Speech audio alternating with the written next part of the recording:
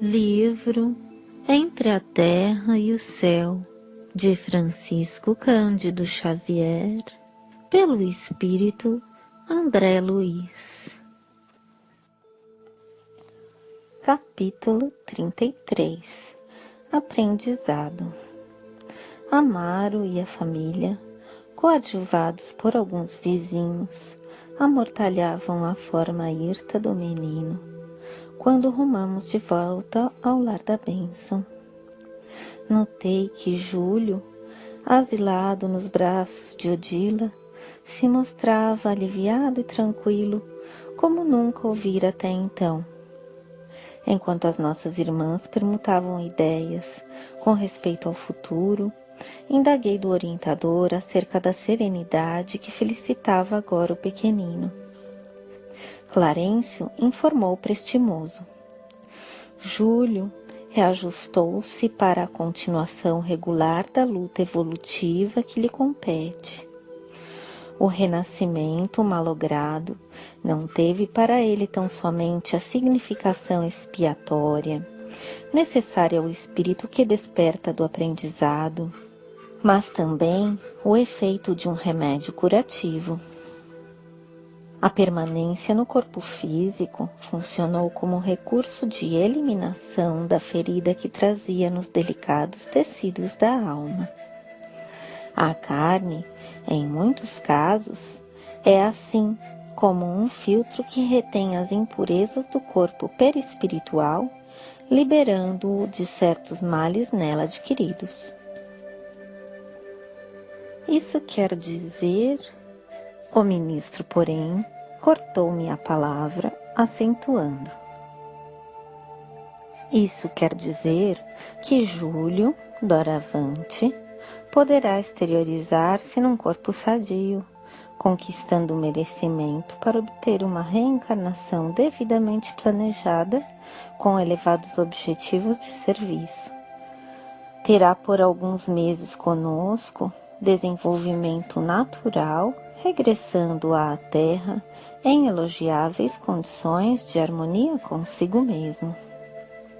Mas voltará assim em tão pouco tempo? Perguntei admirado. Esperamos que assim seja. Deve atender ao crescimento de qualidades nobres para a vida eterna que somente o retorno à escola da carne poderá facilitar. Além disso, precisa conviver com Amaro, Zulmira e Silva, de maneira a confraternizar-se realmente com eles, segundo o amor puro que o Cristo nos ensinou. Essas anotações, ponderei, laçam nova claridade em nosso estudo de vida. Compreendemos assim que as moléstias complicadas e longas guardam função específica. Os aleijões de nascença, o mongolismo, a paralisia. Sim, confirmou o orientador. Por vezes é tão grande a incursão da alma nas regiões de desequilíbrio que mais extensa se faz para ela a viagem de volta à normalidade. Sorrindo, acrescentou. O tempo de inferno restaurador corresponde ao tempo de culpa deliberada. Em muitas fases de nossa evolução, somos imantados às teias da carne, que sempre nos reflete a individualidade intrínseca, assim como a argila é conduzida ao calor da cerâmica, ou como o metal impuro é arrojado ao cadinho fervente. A depuração exige esforço, sacrifício e paciência. Ante nosso olhar deslumbrado, tingira-se o horizonte de cores variegadas, anunciando o sol que parecia nascer num mar de luz e ouro. Muito longe, esmaeciam as estrelas e, perto de nós, nuvens leves caminhavam apressadas, tangidas pelo vento. Contemplando a imensidão, Clarencio considerou. Quando nosso espírito apreende alguma nesga da glória universal, desperta para as mais sublimes esperanças. Sonha com o acesso a esferas divinas, suspira pelo reencontro com amores santificados que o esperam em vanguardas distantes, aceitando então duros trabalhos de reajuste, que representam, em verdade, para nós, alguns decênios de renunciação na Terra, em conforto com a excelsitude dos séculos de felicidade em mundos de sabedoria e trabalho enaltecedor. Ah, se os homens percebessem, obtemperei lembrando a rebelião que tantas vezes nos prejudica no mundo. Entenderão algum dia, objetou Clarencio otimista. Todos os seres progridem e avançam para Deus. O homem terrestre crescerá para o grande entendimento e louvará feliz o concurso da dor. O embrião do Jequitibá, com os anos, se converte em tronco vetusto, rico de beleza e utilidade.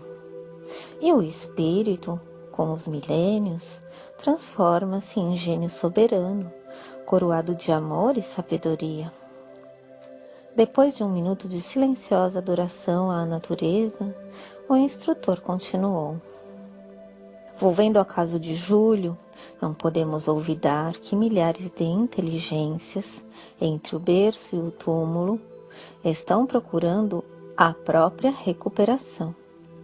À medida que se nos aclara a consciência e se nos engrandece a noção de responsabilidade, reconhecemos que a nossa dignificação espiritual é serviço intransferível.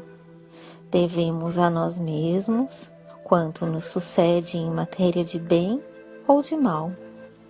É importante observar, disse Hilário pensativo, como a vida reclama, no refazimento da paz, a conjugação daqueles que entraram em guerra uns com os outros. No passado, Júlio arrojou-se ao despenhadeiro do suicídio, sob a influência de Amaro e Zulmira, após indispor-se com Silva. E agora, completou Clarencio, reabilita-se com o auxílio de Zulmira e Amaro, de modo a reharmonizar-se com o enfermeiro. É natural que seja assim. Mas Júlio, antes de tornar ao mundo através de nosso amigo ferroviário, indaguei, onde estaria? Depois de haver eliminado o próprio corpo, satisfazendo a simples capricho pessoal, sofreu por muitos anos tristes consequências do ato deliberado, amargando nos círculos vizinhos da terra as torturas do envenenamento a se lhe precipitarem no campo mental. A morte prematura, quando traduz em disciplina diante das leis infinitamente compassivas que nos governam, constrange o espírito que a provoca a dilatada purgação na paisagem espiritual. Não podemos trair o tempo, e a existência planificada subordina-se a determinada cota de tempo que nos compete esgotar em trabalho justo. Quando esses recursos não são suficientemente aproveitados, arcamos com tremendos desequilíbrios na organização que nos é própria. Sofreria, porém, a sós? Nem sempre, informou o instrutor. Quando não se achava em martirizada solidão, via-se, como é lógico, onde se lhe mantinha preso o pensamento. Ante a nossa curiosidade indagadora, acrescentou. Os pensamentos dele se alimentavam na atmosfera psíquica de Zulmira, Amaro e Silva, que lhe serviam de pontos básicos ao ódio. Ensinava Jesus que o homem terá o seu tesouro onde guarde o coração e, efetivamente, todos nos imantamos em espírito às pessoas, lugares e objetos aos quais se liguem os nossos sentimentos. Mas Júlio estava em contato com eles nas esferas espirituais ou nas experiências do mundo físico? Partilhava-lhes a vida simplesmente, e a vida, em qualquer setor de luta, é invariável. Entretanto, por detestar Amaro mais profundamente, pesava com mais intensidade sobre ele. O ferroviário, na existência do espaço, conheceu-lhe a perseguição acérrima, ouvindo-lhe as acusações e as queixas nas regiões purgatoriais e, ao se reencarnar na atual condição, foi seguido de perto por Júlio, que lhe afligia a mente, dele exigindo o necessário concurso à formação de novo corpo, em razão da leviandade de Amaro, quando na personalidade de Armando caminhara para o suicídio. Por isso mesmo, a lei permitia-lhe a união com o amigo, transformando em desafeto companheiro esse do qual reclamava a renovação da oportunidade perdida. Clarencio fitou-nos de modo especial e aduziu: entre o credor e o devedor, há sempre o fio espiritual do compromisso. Amaro teria tido dessa forma uma juventude algo conturbada, ponderei com objetivo de estudo. Sim, como acontece à maioria dos moços de ambos os sexos, na luta vulgar, muito cedo acordou para o ideal da paternidade. Em sonhos, fora do corpo denso, encontrava-se com o adversário que lhe pedia o retorno ao mundo e, ansioso de reconciliação, pensava no casamento com extremado desassossego, desejoso de saldar a conta que reconhecia dever. Muito jovem ainda, encontrou Odila, que o aguardava, consoante o acordo por ambos levado a efeito na vida espiritual. No entanto, as vibrações de Júlio eram efetivamente tão incômodas que a primeira esposa do nosso amigo não conseguiu acolhê-lo de imediato, recebendo Evelina em primeiro lugar, de vez que a ligação do casal com ela se baseia em doces afinidades. Somente depois da primogênita é que se ambientou para a incorporação do suicida em sofrimento. Este ponto de nossa conversação, lembrei respeitoso, faz-me recordar os conflitos interiores de muitos rapazes e de muitas moças na terra. Às vezes, se arrojam ao casamento com absoluta inaptidão para as grandes responsabilidades, qual se estivessem impulsionadas por molas invisíveis, sem qualquer consideração para com os impositivos da prudência. Como se fossem atacados por subitânea loucura, desatendem a todos os conselhos do lar ou dos amigos, para despertarem depois com problemas de enorme gravidade, quando não acordam sob a neblina de imensas desilusões. Agora compreendo. Na base dos sonhos juvenis, quase sempre moram dívidas angustiosas a que não se pode fugir. Sim, confirmou o ministro, grande número de paixões afetivas no mundo correspondem a autênticas obsessões ou psicoses que só a realidade consegue tratar com êxito.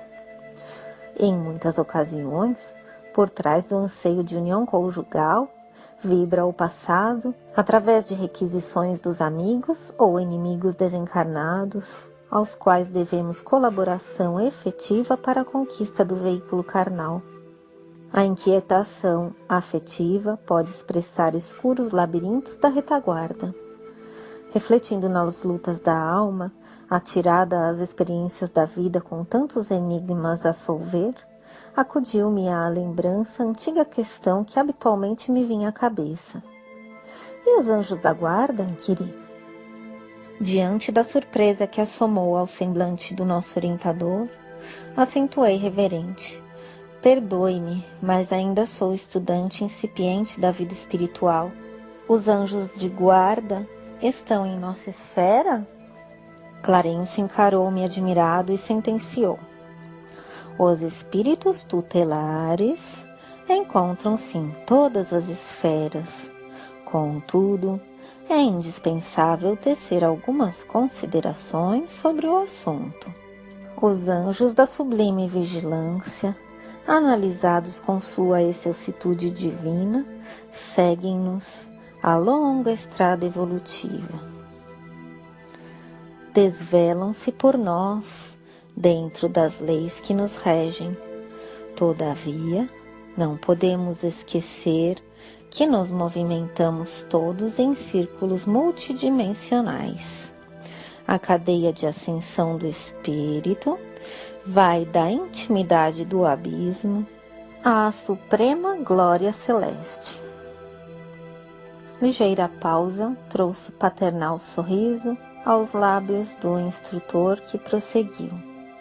Será justo lembrar que estamos plasmando nossa individualidade imperecível no espaço e no tempo, a preço de continuadas e difíceis experiências. A ideia de um ente divinizado e perfeito, invariavelmente ao nosso lado, ao dispor de nossos caprichos ou ao sabor de nossas dívidas, não concorda com a justiça. Que governo terrestre destacaria um de seus ministros mais sábios, especializados na garantia do bem de todos, para colar-se indefinidamente ao destino de um só homem, quase sempre renitente, cultor de complicados enigmas e necessitado, por isso mesmo, das mais severas lições de vida? Por que haveria de obrigar-se um arcanjo a descer da luz eterna para seguir, passo a passo, um homem deliberadamente egoísta ou preguiçoso? Tudo exige lógica, bom senso. Com semelhante apontamento, quer dizer que os anjos de guarda não vivem conosco? Não digo isso, asseverou o benfeitor. E, com graça, aduziu.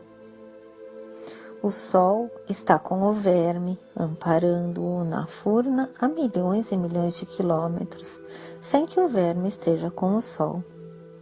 As irmãs que seguiam conosco lado a lado, embevecidas na contemplação do céu, comentavam carinhosamente o porvir de Júlio, psiquicamente distanciadas de nossa conversação. O apontamento de nosso orientador impunha-nos graves reflexões e, talvez por esse motivo, o silêncio tentou apossar-se do grupo. Mas Clarencio, reconhecendo que o assunto demandava elucidação mais ampla, continuou. Abre aspas. Anjo, segundo a acepção justa do termo, é mensageiro. Ora, há mensageiros de todas as condições e de todas as procedências e, por isso, a antiguidade sempre admitiu a existência de anjos bons e anjos maus. Anjo de guarda, desde as concepções religiosas mais antigas, é uma expressão que define o espírito celeste que vigia a criatura em nome de Deus, ou pessoa que se devota infinitamente a outra, ajudando-a e defendendo-a. Em qualquer região, convivem conosco os espíritos familiares de nossa vida e de nossa luta. Dos seres mais embrutecidos aos mais sublimados, temos a corrente de amor, cujos elos podemos simbolizar nas almas que se querem ou que se afinam umas com as outras, dentro da infinita gradação do progresso. Abre aspas. A família espiritual é uma constelação de inteligências cujos membros estão na terra e nos céus. Aquele que já pode ver mais um pouco auxilia a visão daquele que ainda se encontra em luta por desvencilhar-se da própria cegueira. Todos nós, por mais baixo nos revelemos na escala da evolução, possuímos não longe de nós alguém que nos ama a impelir-nos para a elevação. Isso podemos verificar nos círculos da matéria mais densa. Temos constantemente corações que nos devotam estima e se consagram ao nosso bem. De todas as afeições terrestres, salientemos para exemplificar a devoção das mães. O espírito maternal é uma espécie de anjo ou mensageiro, embora muita vez circunscrito ao cárcere de férreo egoísmo na custódia dos filhos. Além das mães, cujo amor padece muitas deficiências, quando confrontado com os princípios essenciais da fraternidade e da justiça, Temos afetos e simpatias dos mais envolventes, capazes dos mais altos sacrifícios por nós, não obstante, condicionados a objetivos por vezes egoísticos. Não podemos olvidar, porém, que o admirável altruísmo de amanhã começa na afetividade estreita de hoje, como a árvore parte do embrião. Abre aspas. Todas as criaturas, individualmente, contam com louváveis devotamentos de entidades afins que se lhes afeiçoam. A orfandade real não existe.